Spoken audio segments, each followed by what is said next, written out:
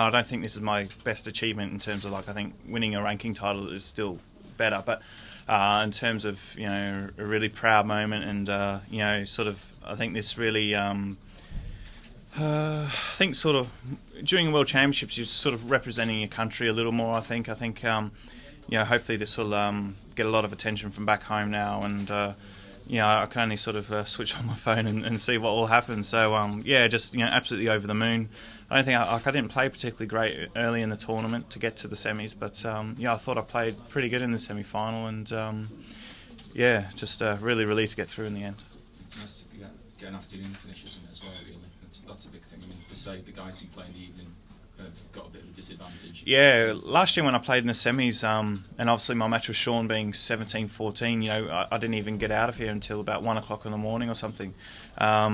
So yeah, it's quite a strange sort of schedule, and you know, thankfully enough, I've got a bit of time to rest now, and just sort of wait and see who I play. So I can only just rest and get ready for tomorrow now. Were there a few nerves at the end of that session? Yeah, well, I was 15-9 up last night, and all of a sudden everyone just thinks you're through. You know, everyone just starts, oh yeah, can we have tickets for the final and this and that, and you know, a couple of friends go, oh yeah, what do you want to do tomorrow after you win the first 2 frames? And you know, it's just the worst thing in the world, and it doesn't work like that. So I was just probably a little bit anxious to get, you know, to just, you know, at least get 1 frame on the board. I didn't mind losing 3 of the first 4, just as long as I got to 16, sort of when he was still a fair bit behind. So and then at 16-12, I just sort of relaxed a bit in the interval and just sort of took 1 shot at a time. You know, a few of the frames today, I was thinking, oh, if I pot this and I get in, I'm going to win and get to the final. So I just had to sort of forget about all that and just play 1 shot at a time, really. When you were sort of looking at the draw at the beginning of the tournament, Neil, you thought maybe you might have thought I might have to beat a John Higgins or a Sean Murphy. It hasn't quite panned out this way, has it, this year? No, yeah, I think I think John Higgins was probably the key one, you know, in the quarters. I think, you know, Ali's just as good as Sean. You know, Ali's, I think he's provisionally 3 in the world, and you know, I have to win the tournament to overtake him. So, you know, he's been a very consistent player the last 2 years, and you know, him or Sean was a 50-50 game really, and. So yeah, and then I just have to wait and see who I got in the final now. I think you know, Mark's, you know, he's a world-class player, top 8 without any question whatsoever, and you know, Graham as well. Graham's sort of proven, you know, what a top player he is. I mean, he's won it here before. You know, obviously he didn't do it in the greatest sort of style that everyone probably would have liked to have seen from a final, but you know, ever since then he's the year after that, he played unbelievable snooker, really attacking and fluent break building. So he's obviously had a couple of personal issues and stuff that he's sort of had to recover from. But now he looks like he's playing as good as ever. So yeah, it's going to be a really, really tough final whoever I play. You mentioned about sort of representing your country aspects of it. Yeah, well, yeah, I was told that I was told yesterday that there's a possibility of. You know, they're showing it live back home in Australia on one of the channels. So, is that the first time ever? That would be. Yeah, I mean, I can't think of it whenever it's happened before. Yeah, definitely. I think it would definitely have to be the first time. So obviously, I had that sort of pressure to deal with as well, because I knew what a really big moment was, you know, for my country as well. And so, you know, I had a lot of stuff to sort of deal with. And you know, whereas Ali sort of just playing, and it's just, you know, this is his home. So, you know, I'm sort of have to represent a lot of people back home, and yeah, so hopefully this can all go ahead and they could show it live. It would be absolutely amazing. You can have any family coming over for the final, or are they here already? I do have some family here, but in terms of my mum and dad, I don't know. I am still thinking about just jumping on the internet and having a look at flights. I don't know, but the finals, you know, tomorrow and Sunday. So the unfortunate thing is it's 24 hours on a plane. So I mean, I was, you know, that my mum was definitely going to come over this year, really, really close.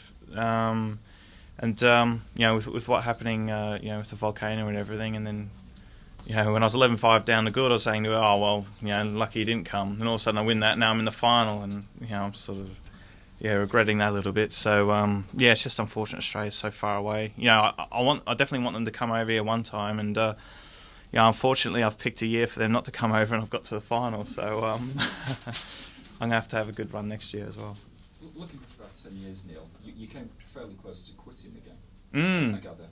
Yeah, really close. Going to talk you into continuing. Well, I left school and stuff, and it was to play snooker. I wasn't as dedicated as probably what I should have been, but then like my parents didn't have a lot of money, at all. Like divorced ever since I was sort of 2 or 3, and so my dad worked really hard to send me over a couple of times, and then he sort of something happened with his work where he kind of like lost his job. The company went bust or something, and so. And then my mum, was working full time, and she spent, so much money on me trying to, get me to come over here and that. And then it was my turn. I'd won a lot of tournaments back home, saved up about $10,000-15,000 or something. Then I came over here. I blew all that. That was third time lucky. And then the fourth time I came over with like 500 quid in my pocket, and that was it. So I couldn't even afford money for a waistcoat or anything. I had to borrow it off a friend to play with throughout the whole season. So. Sort of, looking back at those days and to where I am now, it's an incredible feeling, and gives me a lot of satisfaction, when I can sort of, produce performances like this, and to do it the really hard way, because when I was coming through, it was before sort of like the academy and things like that, where, they accommodate a lot of the Chinese players and stuff. I never had any of that. I had to do it all myself. So, sort of really proud from that point of view too. There's only one overseas player as well who's sort of won it and been in the final before. Yeah, Cliff Thorburn. Yeah, he's been saying to me all week. He goes, "Hey, this could be your time," and all this, and he goes, "Stick at it." And, so that was really nice of him. I've never met him before, but he keeps saying to me, "This could be your time. It would be great to see another overseas player win it," and so that was really nice, and. I guess not only for Australia but all the other sort of overseas countries as well, I'm sure will want me to do well, because it will definitely happen sooner rather than later, especially with Ding and Liang Wenbo coming through and stuff. So it'd be nice to be the first one to sort of get it rolling. What does it mean to follow Eddie Charlton as the latest Australian into the world final? Pardon, sorry? What is it like to follow Eddie Charlton? I never had the privilege of meeting Eddie, but obviously he helped make snooker pretty big in Australia in sort of like the 70s and 80s, and then we didn't really have anyone sort of coming through after that to take the mantle. So it's definitely been a long time coming, and Australia's had quite a lot of good snooker players, but just haven't quite been able to go on and win tournaments. So hopefully this will be the start of a few other younger players to maybe get motivated and start playing snooker as well. Neil Ocean, the book, your first match you were beaten 5-0 by a guy who did nothing in the game subsequently.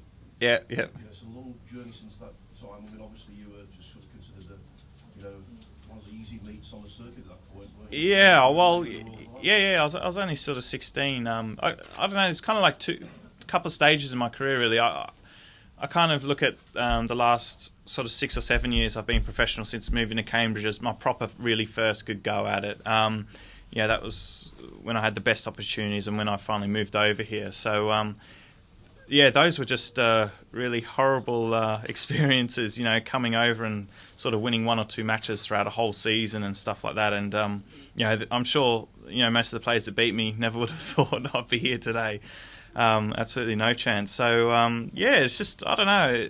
I was probably a little bit too young to come over, but I kept sort of qualifying back home. So, it's, definitely, when I look back at those days, I definitely kind of laugh and, it's absolutely incredible. I struggled how I could go from hardly, struggling to win a frame to getting into the world final. Yeah, it's amazing, really.